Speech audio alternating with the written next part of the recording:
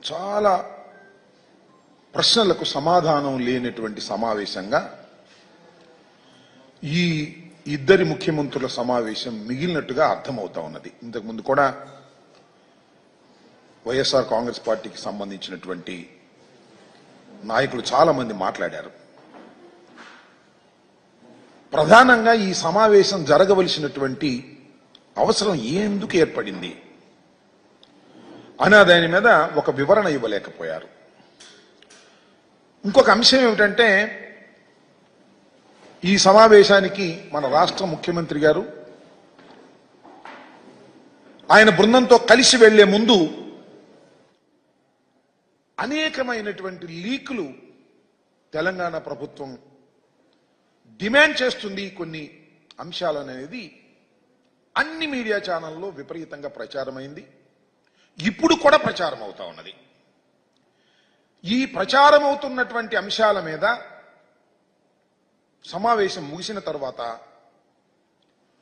తెలంగాణ ఉప ముఖ్యమంత్రి గారు, తెలంగాణ మంత్రులు, ఆంధ్ర రాష్ట్ర మంత్రులు ఒక సమావేశం ఏర్పాటు చేశారు. ఆ సమావేశంలో మీడియా ప్రతినిధులు ఇదే ప్రశ్నలు అడిగితే వాటికి సమాధానం చెప్పుకోకుండా దాటవేశారు. ఇది మరింత అనుమానాలకు తావు చూస్తున్నటువంటి అంశం.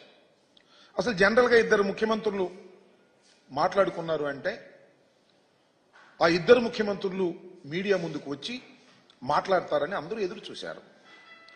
చంద్రబాబు నాయుడు గారు, రేవంత్ రెడ్డి గారు ఉమ్మడి మీటింగ్ జరిగింది కాబట్టి వారిద్దరూ ఉమ్మడిగా మీడియా ముందుకు వచ్చి వివరణ ఇస్తారని అందరూ ఎదురు చూశారు. వాళ్ళు రాలేదు. మంత్రివర్గ సభ్యులు ఇచ్చారు. వారు కూడా ప్రశ్నలకు సమాధానం చెప్పుకోకుండా ఏదో రెండు మాటలు అట్లా మాట్లాడి ముక్తసరిగా మాట్లాడి వెళ్లిపోయినటువంటి సందర్భాలు ఉన్నాయి. ఇది చాలా దురదృష్టకరమైనటువంటి పరిణామంగా వైఎస్ఆర్ కాంగ్రెస్ పార్టీ భావిస్తుంది. రాష్ట్రంలో అనేక మంది కూడా ఇదే విధంగా భావిస్తున్నారనేది మా అభిప్రాయం. ఎందుకనంటే రాష్ట్రం విడిపోయి 10 సంవత్సరాలు పూర్తయింది. ఆంధ్రప్రదేశ్ 2 రాష్ట్రాలుగా విభజన జరిగినప్పుడు ఏపీకి మన రాష్ట్రానికి అనేకమైనటువంటి సమస్యలు అపరిష్కృతంగా మిగిలిపోయాయని, దానివల్ల మనకు తీవ్రమైన నష్టం జరుగుతుందనేటువంటి అభిప్రాయం ఈవెన్ చంద్రబాబు నాయుడు గారు కూడా చాలా సందర్భాల్లో చెప్పారు.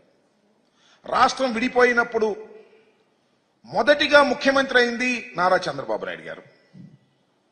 5 సంవత్సరాలు ఈ రాష్ట్రాన్ని పరిపాలన చేశారు. 10 సంవత్సరాలు హైదరాబాద్ ఉమ్మడి రాజధానిగా ఉండేటటువంటి వెసులుబాటును ఆ రోజు రాష్ట్ర విభజన జరిగినప్పుడు చట్టంలో పెట్టారు. ఎందుకనంటే రాజధాని లేని రాష్ట్రం కాబట్టి. ఇన్ఫ్రాస్ట్రక్చర్ ఏర్పడిన తర్వాత 10 సంవత్సరాలు ఇన్ఫ్రాస్ట్రక్చర్ పూర్తి చేసుకొని అప్పుడు హైదరాబాద్ నుంచి తరలి వెళ్ళిపోతారు అనేటువంటి భావనతో ఆ ప్రొవిజన్ పెట్టారు. ఆ అవకాశాన్ని మనకిచ్చారు విడిపోయినటువంటి రాష్ట్రంగా. నేను అడుగుతా ఉన్నా, అవకాశాన్ని ఎందుకు ఉపయోగించుకోలేకపోయాం?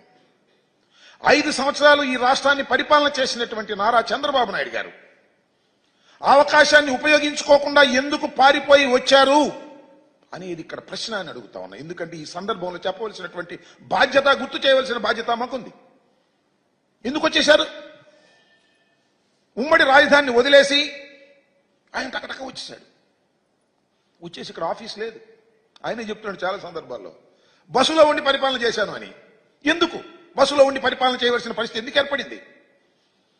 రాజధాని ఇక్కడ ఏర్పడినప్పుడు, శాసనసభ కూడా ఏర్పడినప్పుడు, బిల్డింగ్ ఏర్పడినప్పుడు ఎందుకు మీరు వచ్చేశారు?